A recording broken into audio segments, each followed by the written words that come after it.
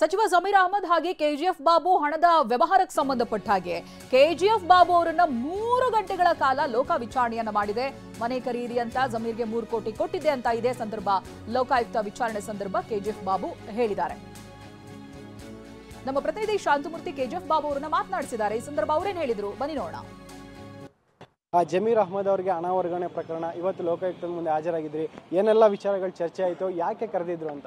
ಇದು ಈ ವಿಷಯ ಏನಂದರೆ ಲೋಕಾಯುಕ್ತಗೆ ಬರೋ ಕಾರಣ 2013 ಅವರು ಮನೆ ತಗೊಂಡಿದ್ರು. ಇವಾಗ ಇದಾರಲ್ಲ ಹೊಸ ಮನೆ, ಆ ಮನೆ ತಗೊಂಡಿದ್ರು. ಆವಾಗ ಲ್ಯಾಂಡ್ ಅದು KFC ಬ್ಯಾಂಕಲ್ಲಿ ಲೋನ್ ಇತ್ತು. KFC ಬ್ಯಾಂಕಲ್ಲಿ ಲೋನ್ ಇತ್ತು. ಆ ಲೋನ್ ಆವಾಗ ಅವ್ರ ಹತ್ರ ದುಡ್ಡು ಟೈಟ್ ಇತ್ತು. ನನ್ನ ಹತ್ರ ಸಾಲ ತಗೊಂಡಿದ್ದಾರೆ. ಸಾಲ ತಗೊಂಡು KFCI ಬ್ಯಾಂಕ್ಗೆ ಕಟ್ಟಿದ್ದೀನಿ. DD ಮುಖಾಂತರ 3.5 ಕೋಟಿ ಕಟ್ಟಿದ್ದೀನಿ.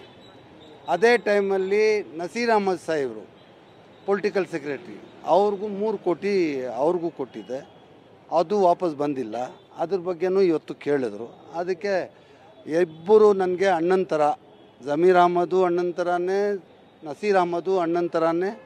ಅವರಿಬ್ಬರು ಸಾಲ ತಗೊಂಡಿದ್ದಾರೆ. ಅವ್ರಿಗೆ ಸ್ವಲ್ಪ ಇವಾಗ ಪೇಮೆಂಟ್ ಟೈಟ್ ಇದೆ. ಮೊನ್ನೆನೂ ಅವ್ರ ಹತ್ರ ಕೇಳಿದ್ದಕ್ಕೆ ನೆಕ್ಸ್ಟ್ ಮಂತ್ ಕೊಡ್ತೀನಿ ಅಂತ ಹೇಳಿದ್ದಾರೆ.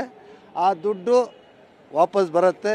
ಇಬ್ಬರು ದೇವರಂಥ ಮನುಷ್ಯ, ಇಬ್ಬರು ಭಾಳ ಒಳ್ಳೆಯವರು, ದಾನಿಗಳು, ನಮ್ಮ ಸಮಾಜಕ್ಕೆ ಭಾಳ ಹೆಲ್ಪ್ ಮಾಡೋರು. ಅವರಿಂದ ಸಾಲ ತಗೊಂಡಿದ್ದಾರೆ ಅಂತೇಳ್ಬಿಟ್ಟು ಇವಾಗ ಅಲ್ಲಿ ನನಗೆ ಕರೆದು ಏನಕ್ಕೆ ಕೊಟ್ಟೆ, ಏನು ವ್ಯವಹಾರ ನಿಂದು, ಏನು ಬಿಸ್ನೆಸ್ ಏನಾದಿತ್ತಾ ಅಂತ ಎಲ್ಲ ಮಾತುಗಳು ಕೇಳಿದ್ದಾರೆ. ಇವಾಗ ಜಮೀರ್ ಅಹಮದ್ ಅವರಾಗಲಿ ನಸೀರ್ ಅಹಮದ್ ಅವರಾಗಲಿ ಇಬ್ಬರು ನನಗೆ ಪೇಮೆಂಟು ನೆಕ್ಸ್ಟ್ ಮಂತಲ್ಲಿ ಕೊಡ್ತೀನಿ ಅಂತ ಹೇಳಿದ್ದಾರೆ. ಜಮೀರ್ ಅಹಮದ್ ಸಾಹೇಬರು ನೆಕ್ಸ್ಟ್ ಮಂತಲ್ಲಿ ಕೊಡ್ತೀನಿ ಅಂತ ಹೇಳಿದ್ದಾರೆ. ಅವರು ನನಗೆ ಒಂದು ಬ್ರದರ್ ಥರ, ಏನು ಅವ್ರಿಗೂ ನಮಗೂ ಸಂಬಂಧ ಏನು ಅಂತದಿಲ್ಲ. ಒಳ್ಳೆ ಸಂಬಂಧ ಇದೆ, ಒಳ್ಳೆ ಮರ್ಯಾದೆ ಇದೆ. ದೇವ್ರಂಥ ಮನುಷ್ಯ ಜಮೀರ್ ಅಹಮದ್ ಸಾಹೇಬರು.